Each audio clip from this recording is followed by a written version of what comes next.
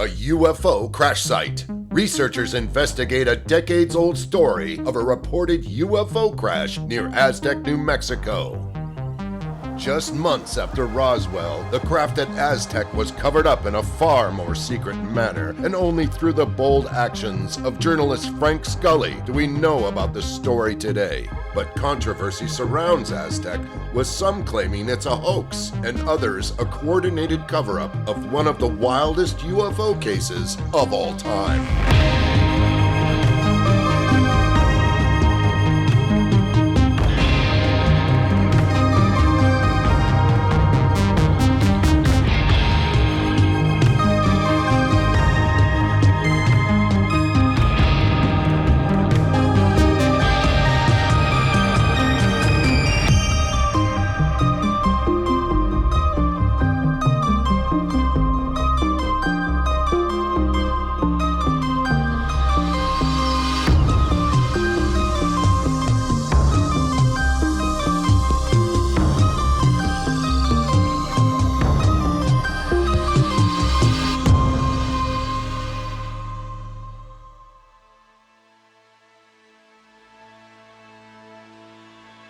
Hello everyone and welcome back to Mysteries and Monsters. I'm your host, Eli Watson. Today we're going to be discussing UFOs once again. Now, if you've been following this show for a little while, you might remember my two-part episode on George Adamski, the famous UFO contactee. And even earlier than that, the second episode of this series, I focus on my personal investigation into a UFO cult that used to exist in my hometown of Temecula, California. The reason I bring up these episodes is because they provide a lot of the backdrop of what we're going to be discussing today, which was a crash that happened somewhere outside of Aztec, New Mexico in 1948. So harkening back to those earlier episodes, the event that really kicked off the flying saucer craze was Kenneth Arnold's sighting in 1947. Kenneth Arnold was a pilot who witnessed several craft in the air with him that he could not identify.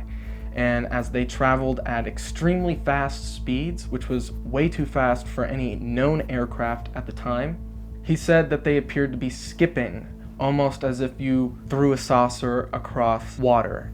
And the journalists took that description and made flying saucer, and that's where the term flying saucer comes from. Well, that encounter happened in June of 1947, and it was only about a month later when perhaps the most famous event in ufology occurred, which was the crash in Roswell, New Mexico. Now, the story of Roswell is really perplexing, and I think it still remains sort of a cornerstone of modern ufology.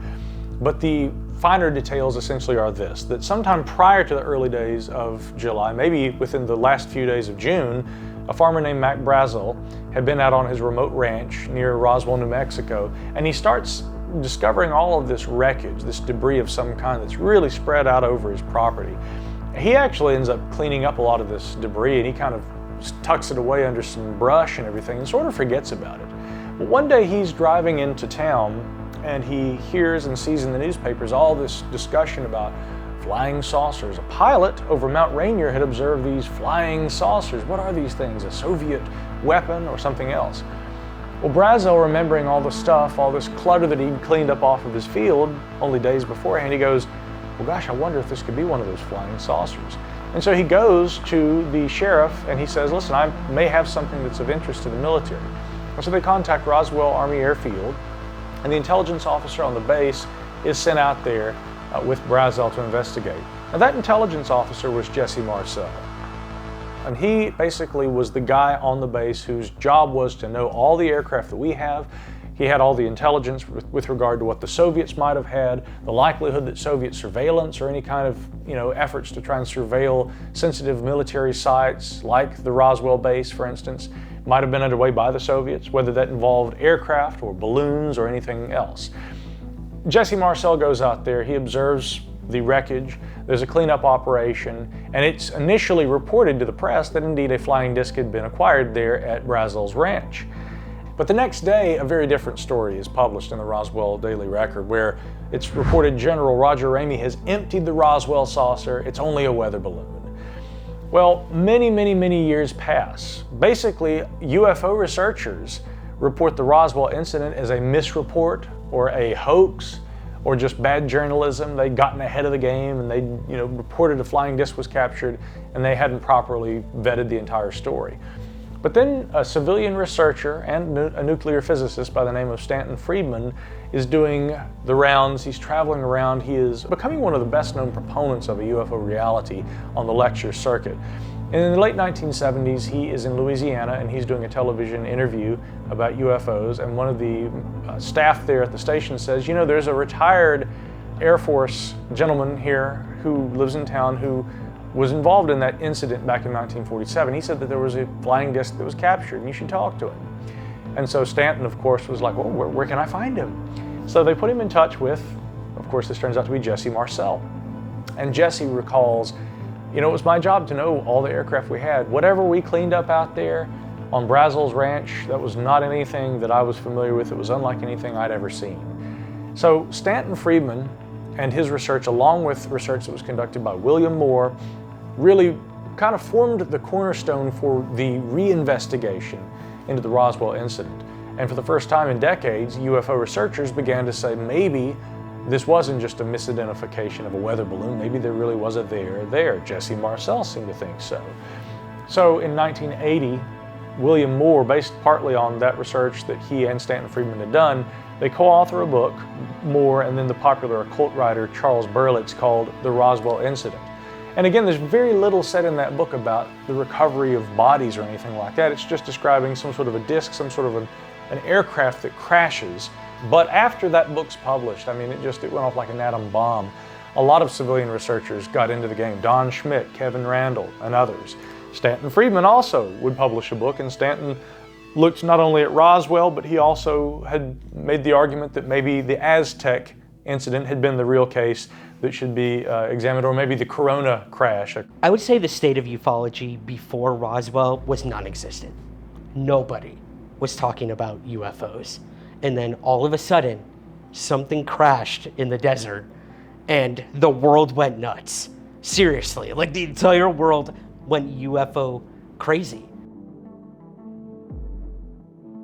And that's when the government said, we gotta stop this. If the world knew that Americans were concerned about our skies not being safe, that's a problem. So, 1948 comes, they start their first official investigation into UFOs to try to put an end to that craze, and they failed miserably. So in 1948, the US government formed what was called Project Sign, established by Air Force General Nathan Twining. Project Sign's mission was to gather, evaluate, and distribute within the government all information relating to this UFO or flying saucer phenomenon. Project Sign later became Project Grudge. Project Grudge later became Project Blue Book, which everybody knows. However, each of those projects had different purposes, with some outright trying to discredit the UFO phenomenon entirely, which raises some questions about what the government might know about UFOs that they don't want the public to know. I also think it came about at an interesting time, because you have this great fumble at Roswell, where at first they say it's a flying saucer, and then they say, oh, just kidding, no it's not, it's actually a balloon, there's nothing to look at here, but we're going to form a small group within the government whose job it is to look into every single UFO case that happens in this country.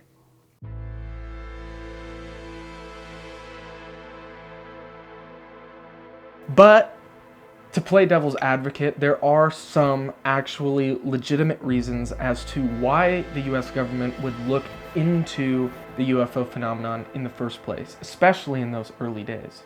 If something is not only visiting our planet and breaching our skies, our borders that we've put up, but now crashing, that's extremely concerning. And the fact that it happened in America means that it could be happening in other countries. So what happens if Russia is in possession of a craft that they've recovered from a UFO crash? What about us? What technology do we now have from that crash? What technology does Russia have? So I do think there probably is some sort of shadow Cold War that has always happened when these UFOs crash. Who gets it? Who's gonna discover and understand the technology behind these crashed craft first? Because whoever does figure that out, game over. I mean, at that point. However, there are some missing pieces to the story. Roswell happened in July of 1947. Project Sign began in April of 1948. So a logical question to ask is, what happened in between? In March of 1948, a flying saucer crashed outside of Aztec, New Mexico. This event was covered up so quickly that few people have ever heard of it, and those who have believe that it is most likely a hoax. In fact, when you Google the Aztec, New Mexico UFO crash, the very first thing that comes up, the Wikipedia page, refers to it as a hoax. Long before Roswell would be revisited in the late 1970s, and then a book by Charles Berlitz and William Moore, The Roswell Incident, was published in 1980. Long before all that, this story of the Roswell crash kind of had a corollary in what was known as the Aztec UFO crash. In fact, there are some proponents even in more recent years who tried to argue that, well, Roswell, it was indeed a hoax or whatever, but the Aztec crash was the real UFO crash that occurred. But again, this had been a story that had been largely popularized by authors at the time like Frank Scully. And unfortunately, Scully's sources were less than reputable. In fact, many of them were later exposed to be obvious hoaxers, and Scully had done very little fact-checking when he published these accounts. But it's interesting because prior to Roswell really gaining foothold in the 80s and 90s as being the potential smoking gun evidence of a crash wreckage retrieval and government's knowledge of there being a UFO reality and even being in possession of some of the equipment that the extraterrestrials are using, those speculations in many ways actually began with that earlier case where allegedly near Aztec, New Mexico, in very similar fashion, there was a crash that occurred. And there are some today who still try to champion it and say that was the real incident involving a UFO crash that our government covered up. Now, you might be wondering why I'm going to spend an entire episode talking about presumably what is a hoax. But I think this episode, more than any of the other episodes I have made thus far, presents an amazing case about why you shouldn't take a story at face value and the value of historical research, especially in a field like ufology. But before we get into the nitty-gritty of all the juicy details of this story, I want to introduce two wonderful people that I met while making this documentary. That being Scott and Suzanne Ramsey. Scott and Suzanne have spent decades researching the Aztec UFO incident. They, more than most people I know, have done their due diligence to look into this historical case and learn as much as they could about this one particular incident. And I think once they have said their piece, that there won't be any doubt in your mind that something did in fact crash at Aztec, New Mexico, and then was subsequently covered up. And we'll also see a coordinated effort to discredit Frank Scully, an attempt which has been successful even to this day. And this is no diss to Micah Hanks. I love Micah Hanks. But the research that Scott and Suzanne have done is truly nothing to sneeze at. I'm Suzanne Ramsey, and I am a co-writer with my husband Scott and Frank Thayer of the Aztec books pertaining to the Aztec UFO incident. I own and manage a root beer company here in North Carolina, and then I also co-manage our little organic farm that we make produce on. So that pretty much sums it up. I'm Scott Ramsey, Suzanne's husband. I've been researching the Aztec UFO crash for 35 years, 36 years. And my full-time job that helps pay for all this research is I am the Southeastern Sales Manager for Pittsburgh Electrical Installation, out of Munhall, Pennsylvania. That's pretty much it in a nutshell. And Suzanne and I, of course, farm the farm here. I was in Farmington, New Mexico back in October of '88, and we were late night testing a generator, and two of the employees were talking about what they were going to do that weekend. And one said he was going to go out and look for a spot to hunt mule deer or white-tailed deer off Old Hart Canyon Road. And the other gentleman said, well, where about? I'd like to join you. So I'll be out by the old crash site. I didn't know these gentlemen at all. Matter of fact, I just met them that afternoon. And I said, hey, I'd love to hear more about this crash site. I'll buy the beer if we all go over there for an end of the day nightcap. And I heard what they knew about the UFO crash, which wasn't much. It was basically a lot of the story passed down through many generations. They drew me a map on a bar napkin about how to get out there. Somehow my rental car and I got out there, and I don't know if I made it to the right mesa, but I found Hart Canyon Road and kind of acclimated myself with it pretty good. The second trip was January of '99, and at that time we did find what we call today the crash site, what the locals call the crash site, and I guess what the federal government calls the crash site. Something crashed at that crash site. So that kind of sparked my interest. Why have we not heard about Aztec, but the whole world knows about Roswell? I, as a child, grew up in a home that was pretty open-minded. We had lots of colorful conversations around the dinner table. My mother happened to be reading, it must have been a used book, because I'm not as old as the crash site, but we were eating dinner one night and she began talking about a book that she was reading by the author Frank Scully. And it was the original information about the Aztec incident. So each night we would hear what she had to say about what she had read. And so that was my first introduction to it. And then I really didn't give it much thought. I guess I always just assumed that there were other things, other places. You know, I just never questioned it. I assumed it was just a fact. And so years later, when my parents decided to move south, they moved from South Dakota, where it was very cold, to New Mexico. And my mother said I would love to move to Aztec because I love the story and I'd like to know more about it. I was already moved out of the house. I came back and helped them move to Aztec in Flora Vista. That's right there in the area. And she was grossly disappointed because no one wanted to talk about it, and had just felt like I moved here because I really wanted to know more about this, and no one has an interest, and it's actually pretty closed mouth. So, and then with my radio show, I would interview a variety of people. So many interesting people that have shared their stories with us, both when I had the radio show and then as well as since we've been researching, and so many of them are so heartfelt and so caring, and so you can see that something definitely has impacted their life. And it's been a fascinating path.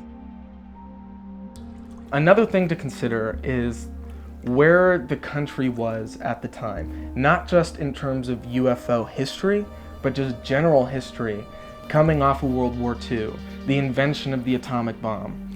All of these things are very, very important because we're looking at a very different world than the one that we live in today. We had just come off, 3 years earlier, the World War II. The atomic bomb was built at Los Alamos. It was tested at Trinity Site down at White Sands, New Mexico. New Mexico then, as it is today, is heavily reliant on military and government funding. You've got Sandia National Lab, Los Alamos National Lab, Holloman Air Force Base, the list goes on. And White Sands is still alive and well and testing everything you can imagine. I think also New Mexico, a lot of it hasn't been unchanged. Yeah. There's sparse population. Of course, you have your major cities and things, but there's some pretty rough and rugged roads, certainly beautiful scenery, but a lot of things are very similar to the way they were. Now, at the time of this incident, there were barely phones and they were intermittent in the area. And very expensive. And very expensive. And there was a lot of open space. And one of the things that, having lived in New Mexico, I can say with joy is the sky is blue almost every day of the year. And it is so vast. And even in a city, you still can see the stars generally. It is so vast, the sky, and so beautiful. And it's unlike so many places in the world. So in that way, I don't think it's changed much.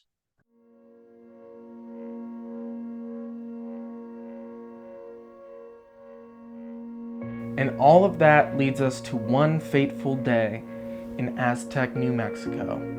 But the story begins just outside of Aztec in nearby Cuba, New Mexico. The UFOs and green orbs have been sighted a lot in the year of 1948 leading up to March, to the point where two law enforcement officers would meet every night down in Cuba, New Mexico, and discuss what they were seeing and comparing notes. That was Andy Andrews and Manuel Sandoval. And they finally got to the point, they said, this is insane. We need to track one and stay on it and find out more about it.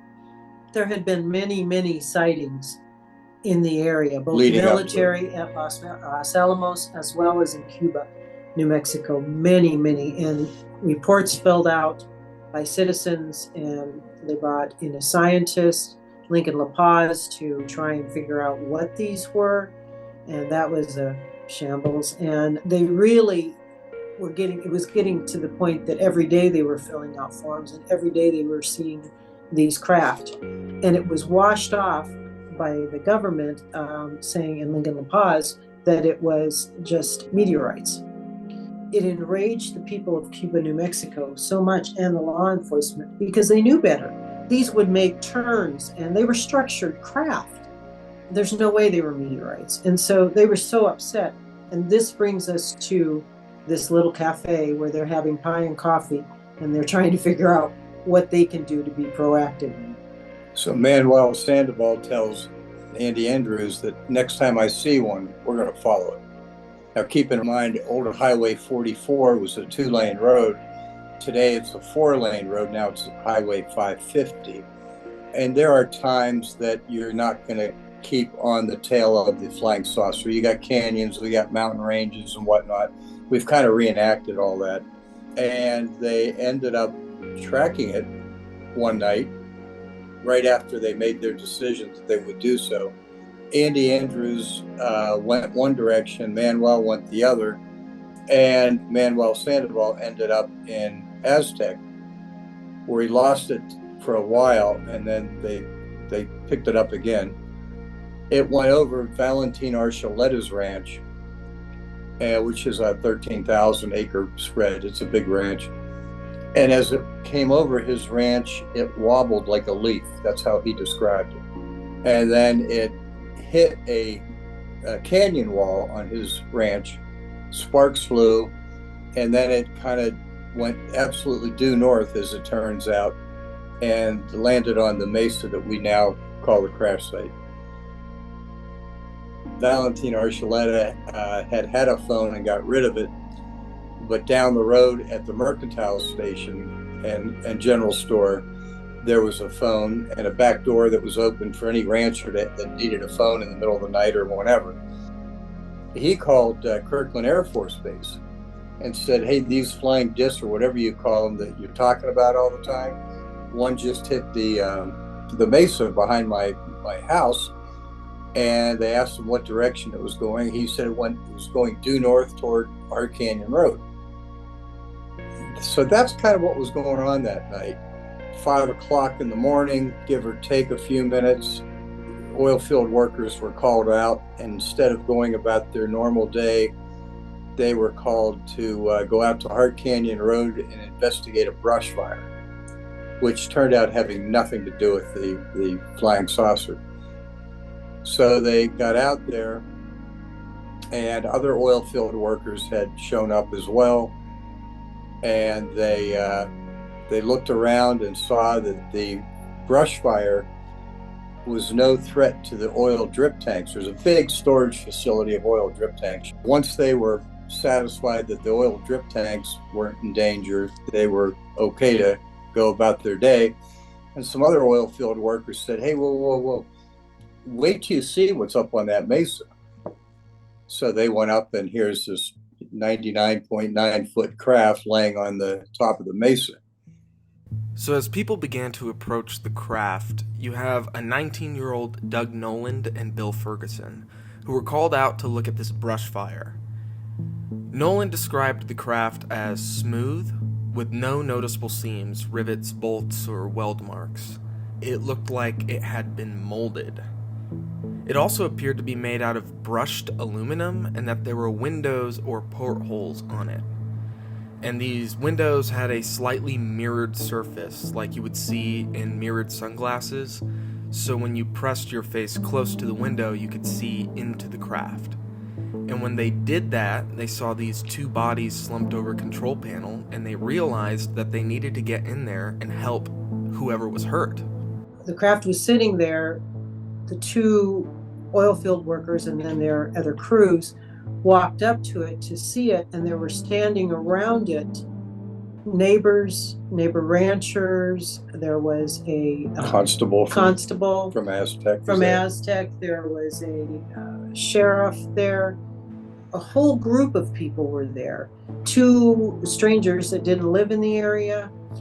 All of them were standing around it, and they were concerned with, what is this? And about this time, there is a helicopter that comes sweeping around.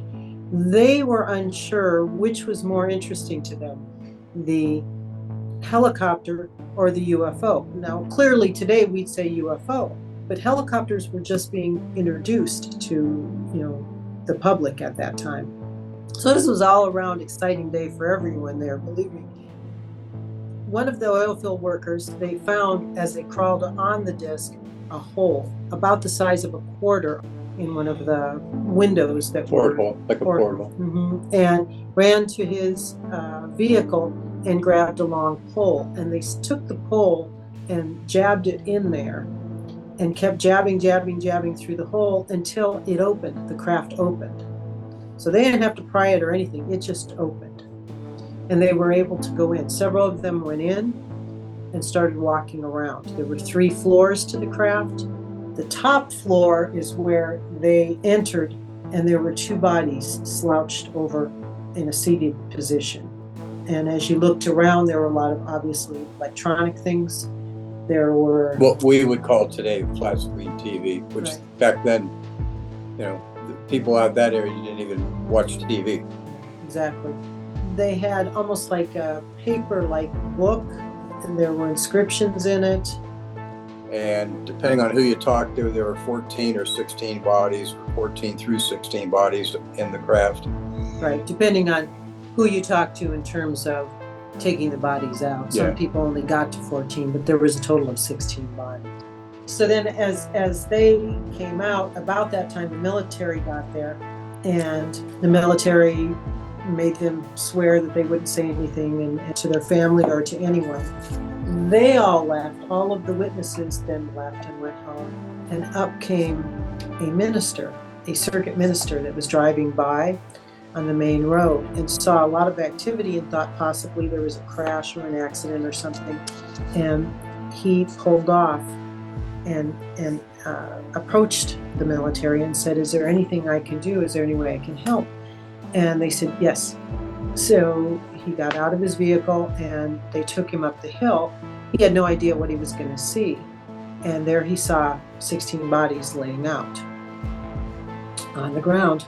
And they said, "Would you be able to say last rites?" And he said, "I'm Baptist, I'm not Catholic, I can't do that, but I could pray for them."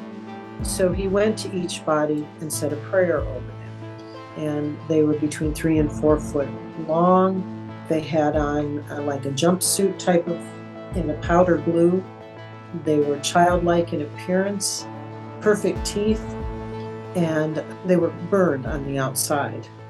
And the minister got back in his vehicle after he left and was so shook up he had to drive to Mancos, Colorado, which is 60 miles away. Got into Mancos and went to the church, called some of his parishioners and said, I just need to talk to somebody. So they came over and they were friends of his, and he explained what happened. He was so upset, he started to cry. And they said, why are you crying? Did this, question your faith? What is it? And he said, no, just seeing those small bodies, childlike, all 16 dead. He said it was just horrific. So obviously there's a lot going on, from happenstance witnesses to the opening of the actual craft to praying over 16 bodies of what very well might be extraterrestrials. There's a lot happening there. And we'll return and discuss more of these interesting pieces here, but I want to focus on something that I find very, very fascinating about this case, which is the fact that there's an actual designated mark on the map where this occurred. There's an actual crash site. And in March of 2023, I and my good friend Jason Udis, along with another man, Mike Padilla, visited the Aztec UFO crash site. Did you guys get a chance to go to the ruins? No, not yet. Not yet. What is that? It's an ancient pueblo, Anasazi Pueblo, Okay. in correlation with Chaco Canyon. We're following the boys now. Going to a UFO crash site.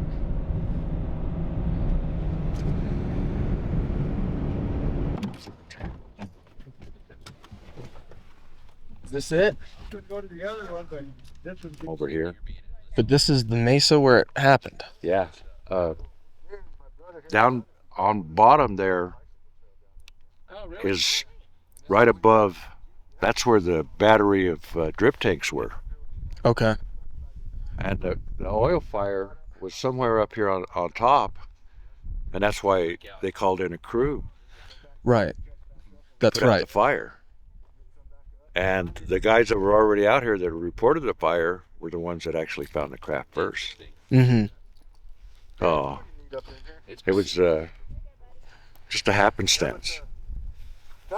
And then more people started showing up little by little. So where is Mr. Archuleto's ranch and which way did the craft come in? Over this big hill right here. That's Hart Mountain? Yep. That's Hart Mountain right there. That one right there. That big is up on top. There's the heart, man. Okay. Okay, over that, we'll take you towards Blanco, New Mexico. And that's the area where Mr. Archuleta lived. The thought is that it came over the mountain right there and bounced up off of these sandstones and ended up here. Wow. So there might be some evidence of a crash over there. On that sandstone? That sandstone cliff right there.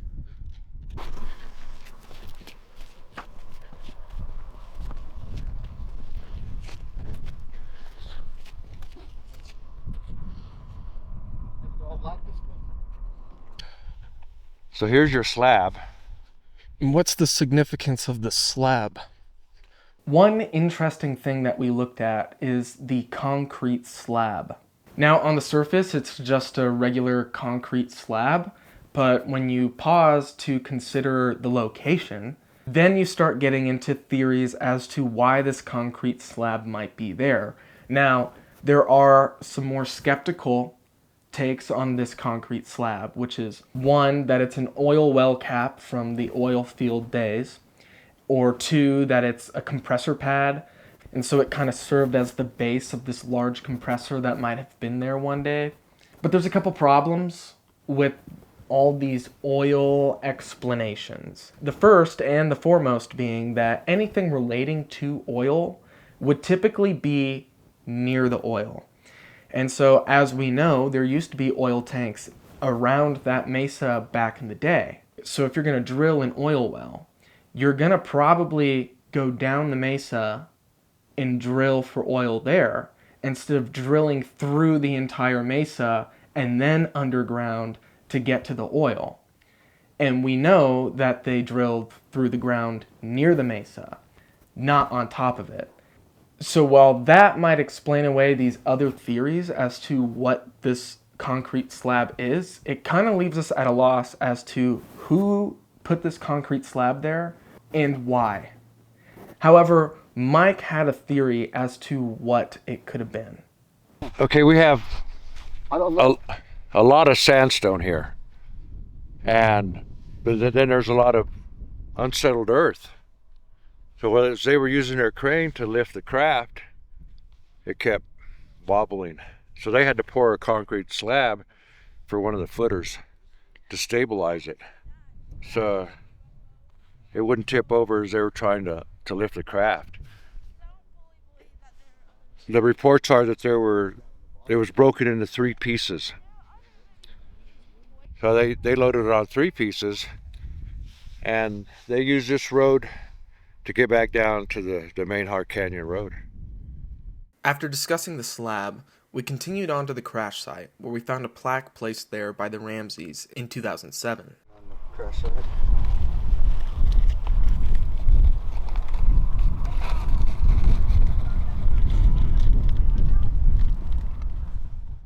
Many people have tried to debunk it, but it's been proven, and documents have been released recently that show that there was a crash here and there were bodies recovered here.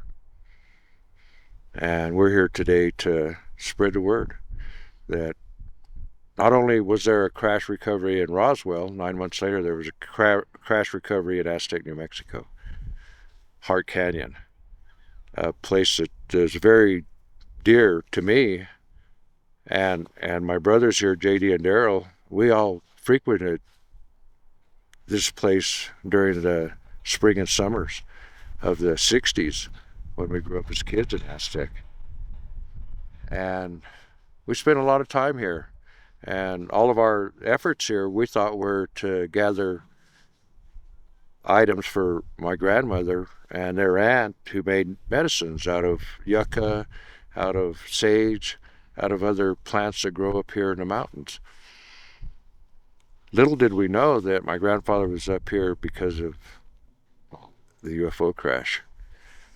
I didn't know that until 1998. And then I started putting it all together. Yes, us boys were up here for something good for my grandmother and their aunt, but we were also up here because of the Aztec UFO crash. So aside from the mystery slab and the alien that we found, there really isn't much to see at the crash site. There's no remnants remaining there. There's no little pieces here and there to find, because everything's been swept away through a process called re-landscaping. So Scott Ramsey spoke with a man named Fred Reed, who used to work for the OSS, the Office of Strategic Services, in the 1940s. Fred Reed and his team would go to these different plane crash sites and clean up and re-landscape. And so the whole idea behind that was because New Mexico was this kind of testing ground for new and experimental equipment. They didn't want any potential spies, Soviet spies, Chinese spies, coming into the country and finding all this destroyed stuff. They didn't want foreign intelligences to know what kind of technology we had. So, in April of 1948, Fred and his team were brought out to Aztec, New Mexico to do another cleanup job. At this point, whatever had crashed there was already gone. And so they were tasked with finding any cigarette butts, any cans, any MREs, just any human-made trash, and burying them 18 inches below the ground. On top of that, Fred came across the concrete slab, and not knowing whether it had to do something with the crash site or was there for some other reason, he decided to bury that as well. Interestingly, if they found something that could not be traced to a human origin, or people things, as Fred Reed says, it was to be delivered to this kind of collection facility that was there at the crash site. Additionally, there was security around the perimeter on various mesas that were there to secure and make sure that this crash site was cleaned up without anybody coming in to see who was there and what was going on. And after they had done all that, then began the work of re-landscaping, which Fred Reed describes as this process of removing any tracks that heavy machinery may have left there, replacing bent or broken trees, and basically making the whole area look like nothing had ever happened. All these smaller ones, they think were planted. You can see the smaller trees, and then the trees get bigger around it. The general thought from ufologists during their reclamation, they did like many reclamation teams do. They clean up the site, they plant grass, plant trees. And that's what happened here. And I think that's absolutely wild that that was people's jobs. Obviously, it makes sense for national security reasons, but the fact that there was a group of people who did that, and there's probably a group of people who do that kind of stuff today. I think that's absolutely insane that they can do that. The government really went out of their way to make sure that nobody had heard of this case. But here's the thing.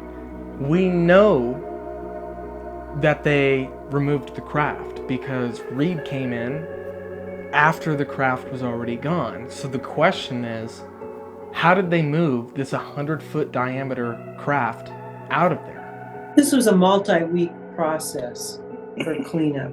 They came in and did an assessment, and then quickly they had the support groups come in. There was certainly people to work on the craft itself. The scientists came in. There were a variety of scientists, one for each specialty, to work on the craft and dissect it.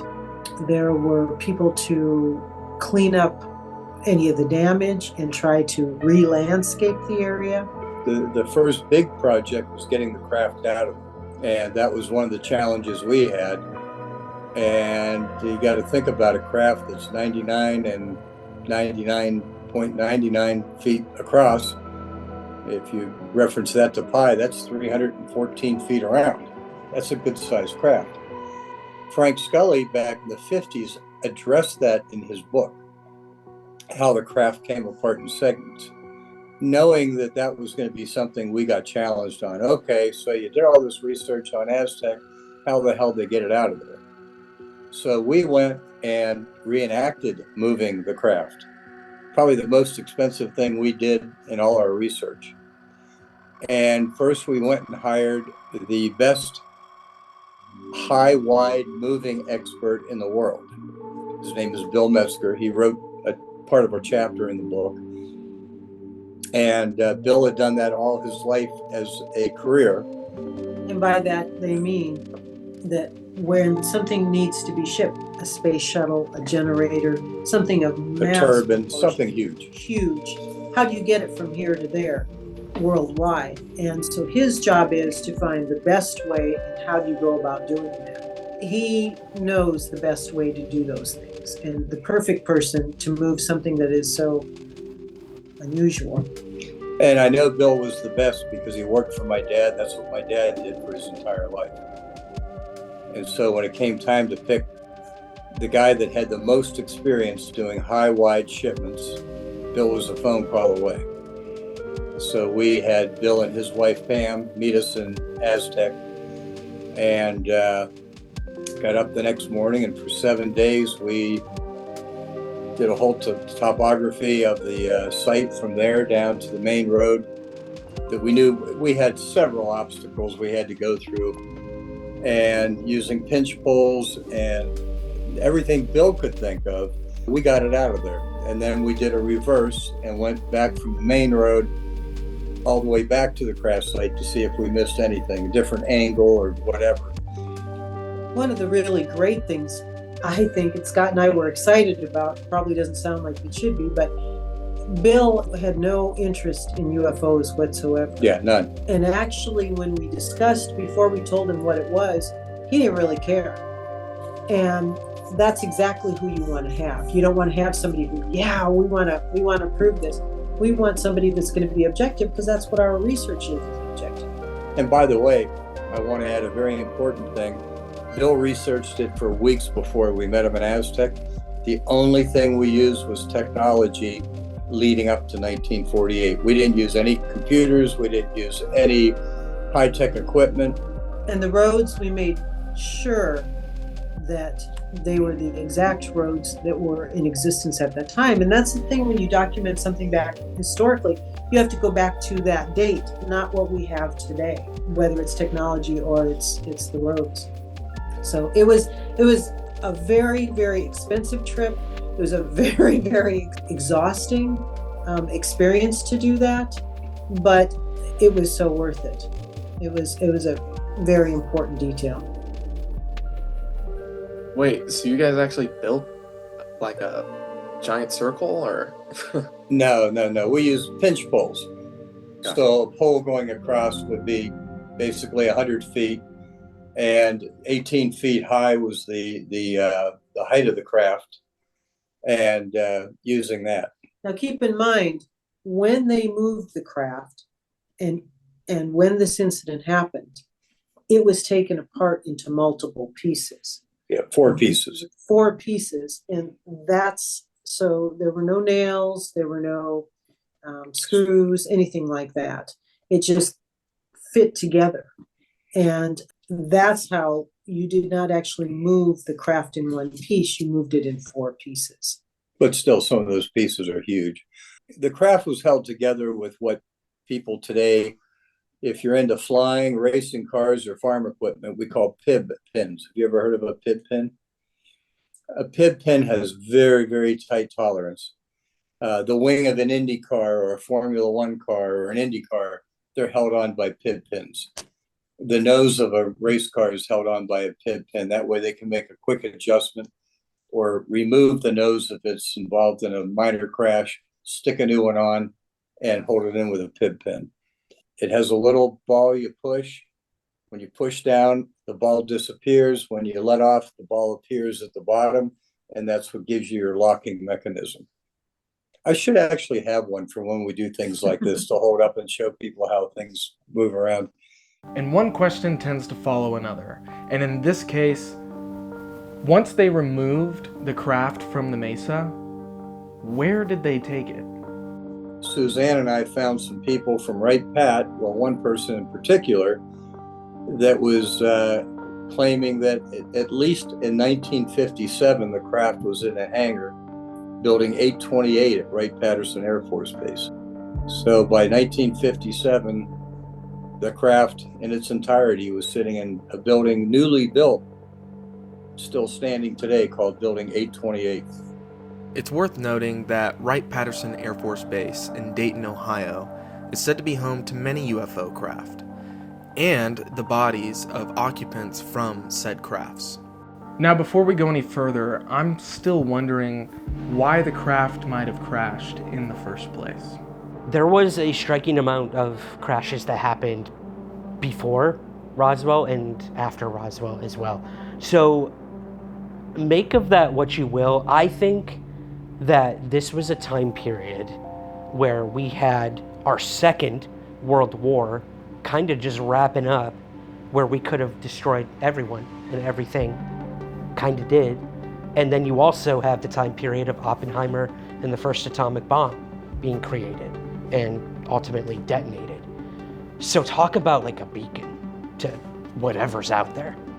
This is my words, my opinion. If we're detonating nuclear weapons off in the desert of New Mexico, it must look like a big flash cube out in outer space.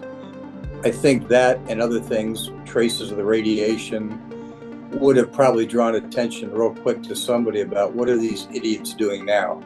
And that's kind of when the sightings started.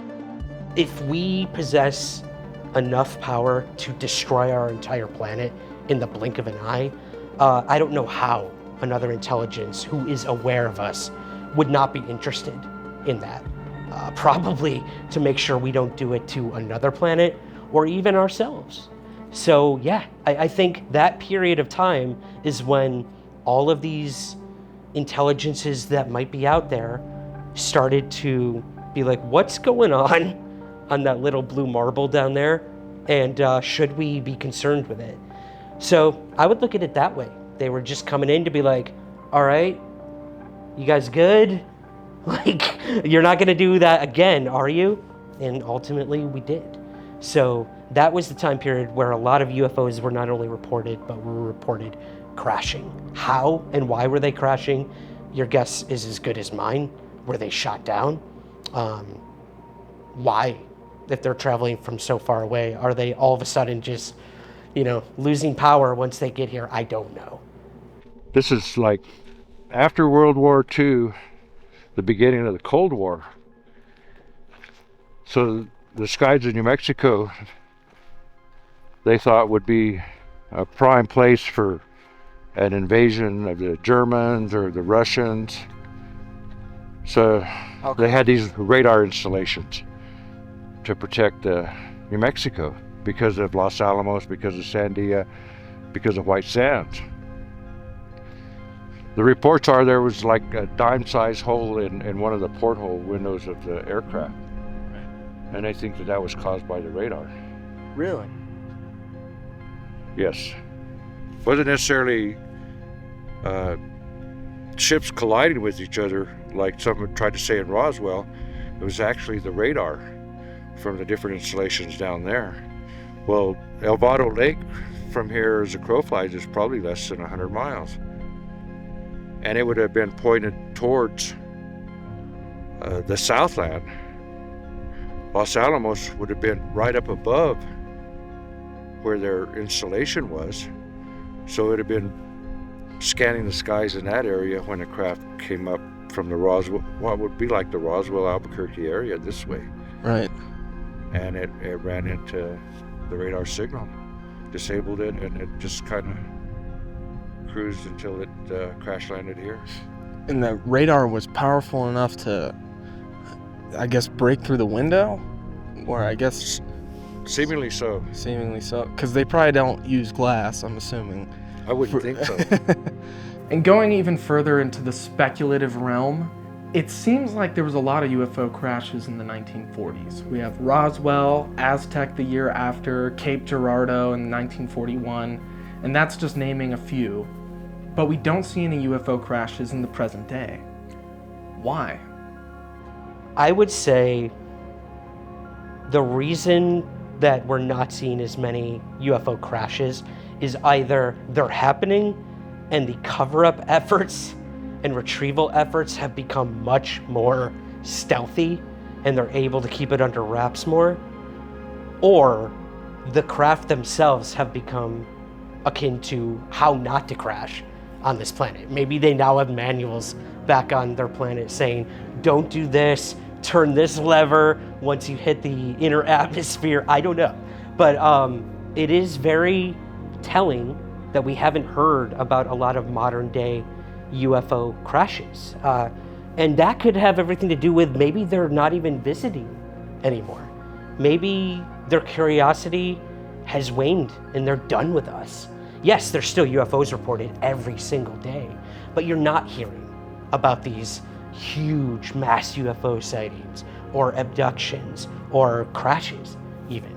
If there were to be a crash, that I think that with some of first Roswell, that there was kind of some foolishness that happened, that they had trouble concealing it, and they didn't really get the story right, and they disclosed it and then retracted, and by the time Aztec came a year later, they were spot on. Let me tell you what, that was a well-oiled machine. The day after Aztec, the day after, there were rules and laws nationwide that changed. So some big things occurred, and I think that it might just be that they're able to cover things up much quicker now and contain things much quicker. Speculation aside, because we're never going to know the answers to those questions, although they are fun to think about, I want to get back to the facts. Something crashed at Aztec, New Mexico in 1948, and then it was covered up and the craft was removed.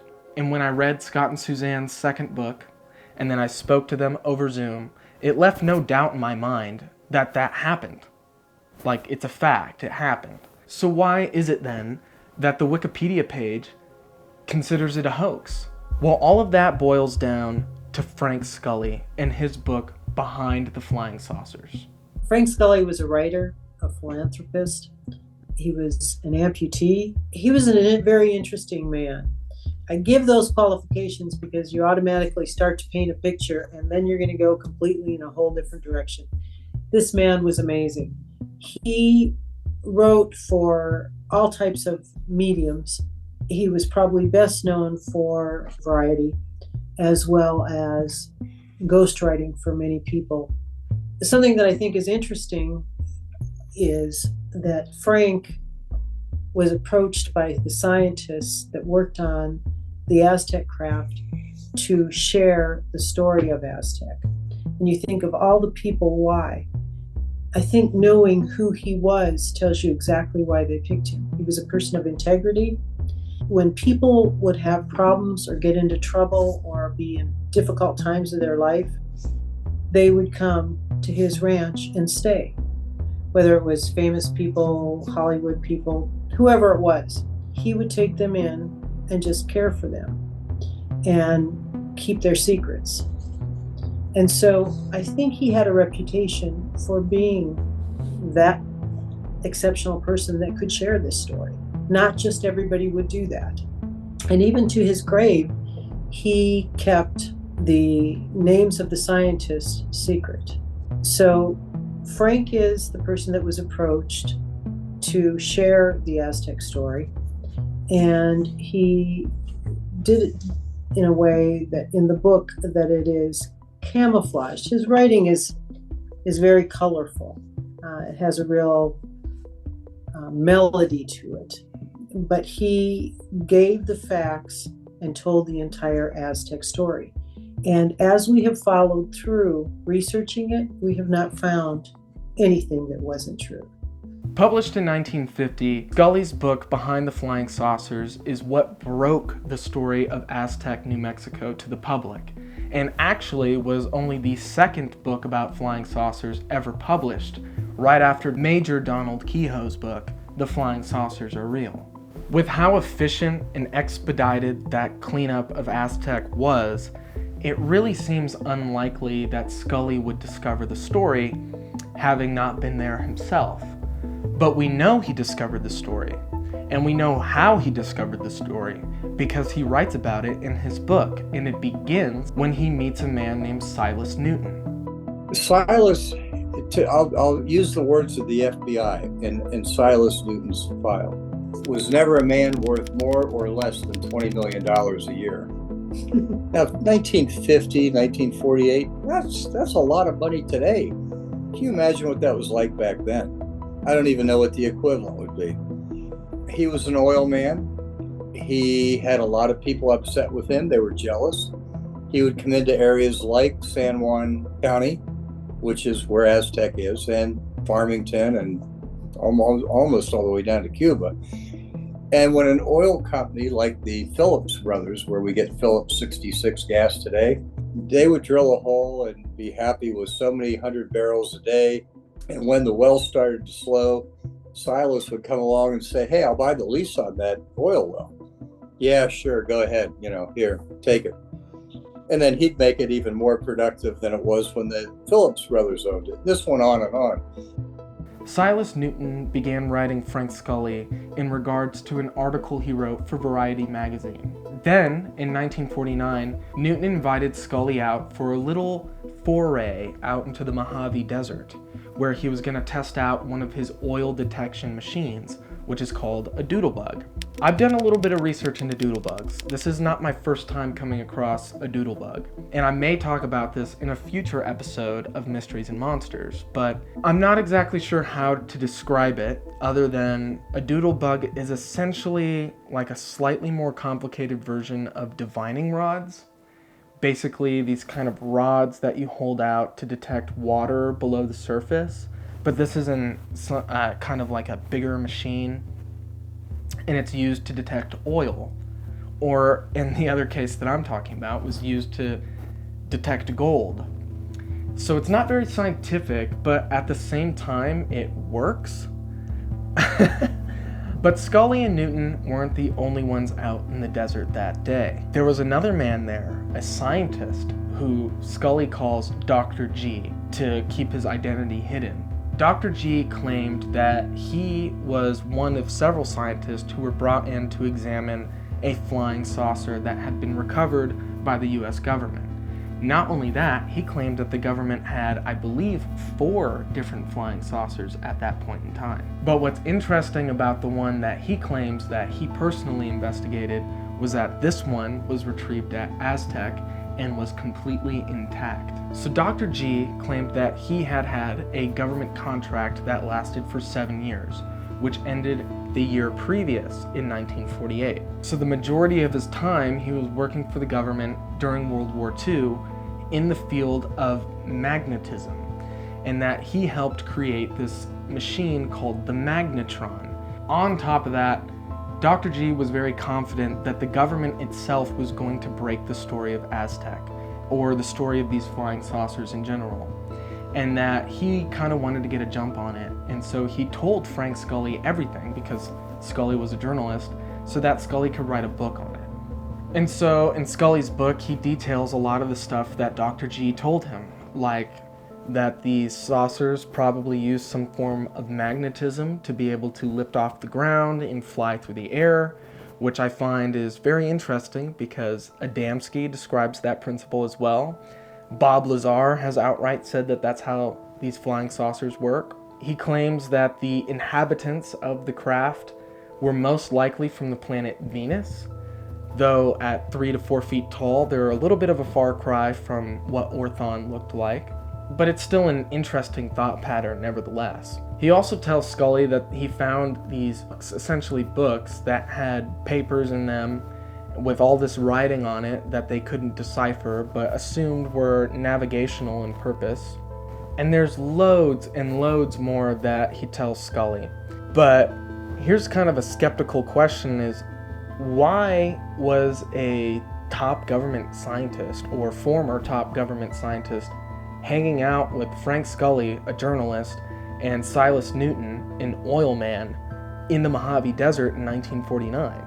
Well, there's an answer to that, which is unusual, but actually makes a whole lot of sense. So, as I stated earlier, Dr. G's work in the government was about magnetism, hence the magnetron. However, prior to World War II, the leading reason to study magnetism was actually in ways of how magnetism could help discover oil. And through Scott and Suzanne's research, they discovered the unfinished autobiography of Silas Newton, in which he describes at length, apparently, his interest in magnetism and how it relates to him finding oil. And I believe he claimed that his doodlebug in some capacity used magnetism to identify this oil. So at some point, they must have met and discussed magnetism and how to find oil and whatnot. And so if they were friends prior to World War II, and now this is 1949, they must have been friends for going on a decade at this point. So, like I said, unusual, but it does check out. And so now the stage is kind of set. We know who's who, how everybody knows everybody, who broke the story to who. So let's dig into the drama, into what I believe was a coordinated effort to discredit Frank Scully. May I introduce J.P. Kahn? Well, J.P. Kahn was a writer for the San Francisco Chronicle and came from a lot of wealth. He was the only child. His family settled in California before it was California. His grandmother's claim to fame, she was the first Caucasian baby born in California. His writing abilities were very good. He wrote under a pen name, did a lot of old stories on the Old West. Knew of Frank Scully by reputation, and heard Scully had a lead on this UFO story, and convinced his friends that he had arranged a deal to buy the story. because he was a writer at the San Francisco Chronicle. Of course, there's two sides to every story. Frank Scully said we never had a deal. He offered to buy it outright, and I told him that I would never consider selling the story. It was my story. It was a good story, and the scientist had come to me, not J.P. Kahn. When it became apparent that he had no story or ownership to the story, I think J.P. was very much embarrassed by the owner and his immediate boss at San Francisco Chronicle. That's when all hell broke loose, for the lack of a better word. By this point, Scully's book was selling very well, which I'm sure only added fuel to the fire. So Kahn began to attack Silas Newton and his business partner, Leo Gebauer. He was so well connected, he actually had an ear to J. Edgar Hoover. We have copies of the letter, by the way. The FBI does give those out, where he wrote J. Edgar Hoover and said that Frank Scully was spreading a very dangerous story about a recovered flying saucer and the scientists that worked on it and blah, blah, blah. And of course, J. Edgar Hoover had to react very quickly if the story was true or if it wasn't true. They didn't need a story like that spreading. And that's when they went in and looked into Silas Newton and Leo Gebauer and really created a smokescreen to make sure that story was either debunked, discredited, or shut up completely. Kahn went to their investors to tell the investors that you guys are being conned, you guys aren't going to see any money from this, he's scamming you with his doodlebug machine, and that you're never going to see your return on investment in these oil wells. This riled up some of the investors enough that in October of 1952, charges were actually levied at Silas Newton and Leo Gebauer. The first being interstate transportation of stolen property. The stolen property in question were the checks given to Silas Newton to invest into these oil wells that he took from Colorado to California in order to deposit into his bank account. The second charge was for what's called worthless machinery, meaning that the Doodlebug device was not a top secret device that was infused with the magnetic science that Dr. G was producing, but rather just a regular old oil detection device. The most interesting aspect of this whole thing, I think, is the fact that Scott and Suzanne, through their research, have discovered that the investors were actually receiving their royalty checks from the oil wells that they invested in while they were going to court, claiming that Silas Newton and Dr. Leo Gebauer were scamming them and conning them out of those royalty checks that they were receiving. Kind of an interesting fact. So it's unclear and somewhat speculative as to why the court ruled in the direction that it ruled in. Either way, that's what happened, and Newton and Gebauer were arrested, and Scully's story thoroughly discredited. The narrative now became that instead of Frank Scully breaking this phenomenal story, it was Frank Scully had been duped by two con men, and his story is totally bunk. When you go on the internet and you look at the Aztec incident, about 50% of the time you'll see that it's a hoax. And you think, well, there's got to be something to that. If you've ever watched a movie and you get to 3/4 of the way through it, and then for some reason you either turn it off or you have to leave the movie, and in your mind you think you know where the story's going, so you think you know that it's going to be one way, but years later, if you go back and you watch the end of the story, it's totally different. And so what I'm saying is, if you don't watch the whole story all the way through, you're not getting the story. And I feel like the folks that proclaim Aztec to be a hoax, that's exactly what's happened is they do not follow it all the way through. They end about 3/4 of the way with Silas Newton and Leo Gebauer. They don't continue all the rest of it, all the other facts and information. So they come to an assumption, but they have no facts to base it on. And unfortunately, no matter what the facts are, public perception is everything. And the public perceived that Scully had gotten mixed in with the wrong people, and he got duped. You know, Khan was an angry, bitter man because he didn't get this story. And his attempt to discredit Scully was successful, and it still is successful 70 years later. J.P. Khan had, as Scott said, a lot of money, and he had the ways and means to never have to work. So he could really go about orchestrating this cover-up and embarrassment to everyone. He could spend all day long doing that. He was a very bitter person all the way to the end. He still, almost the day he died, he was still upset that Frank Scully had reneged on his deal to sell him the story. The whole Aztec story, the debunkers try to lead you to believe that Silas Newton was a con man, so was Leo Gebauer, and they were selling little doodle bugs to oil researchers trying to find oil, and got caught up in a big scam over it and went to jail. Well, the fact of the matter was the two were kind of mishmashed together to discredit Frank Scully's story. And when you look at how it was set up with J.P. Khan and J. Edgar Hoover, the director of the FBI, I think it was, Scully blew the lid off this story that we didn't want blown off. And now we got to end the story by discrediting the people involved. But, you get some really hardcore, old-time UFO people in that mix.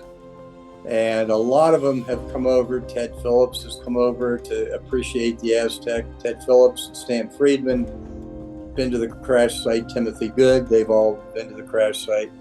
When they look at the research, they say, nope, this is a real case.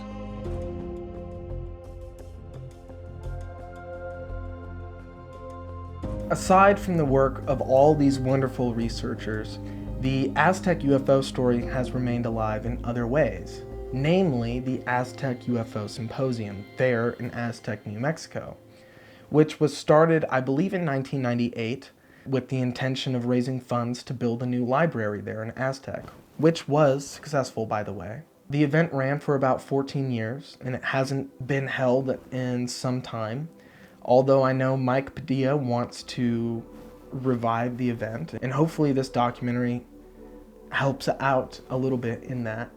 And hopefully the event can come back and introduce a whole new generation to the Aztec UFO crash, and also to Scott and Suzanne's amazing research.